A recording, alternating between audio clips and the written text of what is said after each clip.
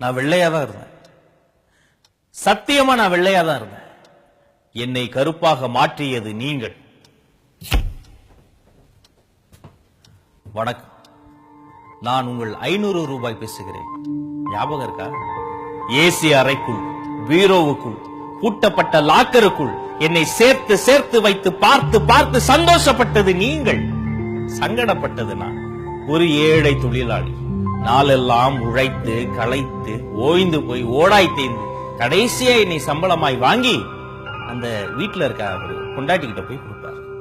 அந்த அம்மா என்ன வாங்கி போய் அரிசி மூட்டைக்குள்ள ஒளிச்சு வைக்கும், பருப்பு பானைக்குள்ள ஒளிச்சு வைக்கும், பாட்டில் கடியில ஒளிச்சு வைக்கும், அஞ்சரை பெட்டிக்குள்ள ஒளிச்சு வைக்கும்.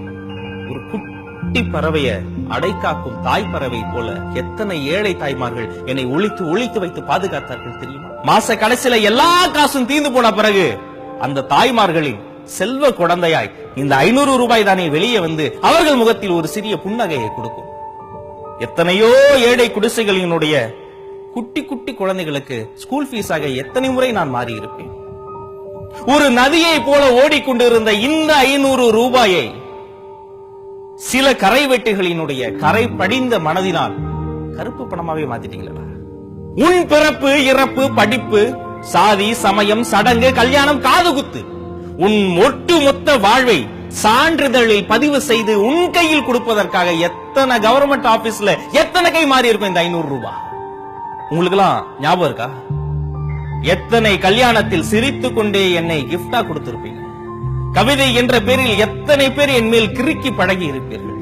எத்தனை எத்தனை பெண்களின் பெயர்களை மாறி மாறி மாறி காதலி என்ற பெயரில் எழுதி பார்த்து இருப்பீர்கள். ஒரு குட்டி குழந்தையை தூக்கி கொஞ்சுவதை போல பார்ப்பான் டோல்கேட்டில் இருப்பவன். அப்புறம் தான் தெரியும் என்ன அவன் கள்ள நோட்டா நல்ல நோட்டா செக் பண்ணிருக்கான். அண்மை காலங்களில் நான் அடிக்கடி போன பிக்னிக் ஸ்பாட் டாஸ்மாக்னு ஒரு இடம். இரும்பு கம்பிக்கு இந்த பக்கம் இருந்து எல்லாரும் என்ன தள்ளுவாங்க, அந்த பக்கத்துல இருந்து ஒருத்தர் என்னை பிடிச்சி எழுப்பாரு. அதை பார்க்கும் போதெல்லாம் இந்த சிபிஎஸ்இ ஸ்கூலுக்கு போற பசங்களை பாக்குற மாதிரி எனக்கு பயமா இருக்கும். உள்ள தூக்கி போட்ட பிறகு பாட்டில் சத்தம், கெமிக்கல் நாத்தம், ஐயோ நினைச்சு பார்த்தாலே தலையெல்லாம் சுத்துது. முன்னொரு காலத்துல என்னுடைய கொள்ளு தாத்தா ஒருத்தர் வந்தாரு. அவர் பேர் 5 ரூபாய். அவருக்கு பின்னாடி விவசாயிகளினுடைய படம் எல்லாம் வரைஞ்சிருக்கும். அதன் பிறகு என்னுடைய இன்னொரு பாட்டன் வந்தார். அவர் பெயர் 10 ரூபாய். அவருக்கு பின்னால் விலங்குகளின் பாதுகாப்பு இருக்கும்.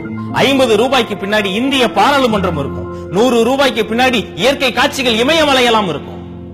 இறுதியா இந்த 500 ரூபாய் என்ற ஒரு குழந்தை பிறந்த எனக்கு பின்னாடி சுதந்திர போராட்ட தலைவர்கள் தண்டி யாத்திரை போகிற படத்தை வரைஞ்சு வச்சாங்க. அப்பவே சந்தேகப்பட்டேன், இந்த நாட்டில் சுதந்திரத்தையும் சுதந்திர போராட்ட தலைவர்களையும் மதிப்பதில்லையே, என்ன எங்க மதிக்க போறாங்க நினைச்சா இன்னைக்கு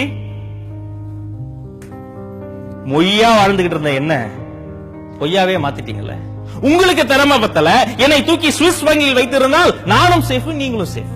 ஒரு ட்ரஸ்ட் ஆரம்பித்து ஒரு போலி கணக்கை காட்டியிருந்தா நீங்களும் சேஃப், நானும் சேஃப். இன்னைக்கு என்ன நாளா சுத்தி கடலை எல்லாம் போட்டு போட்டோ எடுத்து Facebookல போடுற, ட்விட்டர்ல போடுற 500 ரூபாயா நான் அறிமுகமானப்ப எவ்வளவு ராஜ மரியாதை. பாக்குறவள தொட்டு தொட்டு கும்பிட்டாண்டா. நெஞ்சுக்குள்ளே வச்சிருந்தான், வெளியே எடுக்க மாட்டான். ஐயோ கடவுளே வந்துருச்சுன்னு சொல்லி சொல்லி கும்பிட்டான். என்னுடைய வாழ்க்கை உங்களுக்கு சொல்லி தரும் பாடம் என்னன்னு உங்களுக்கு புரியுதா?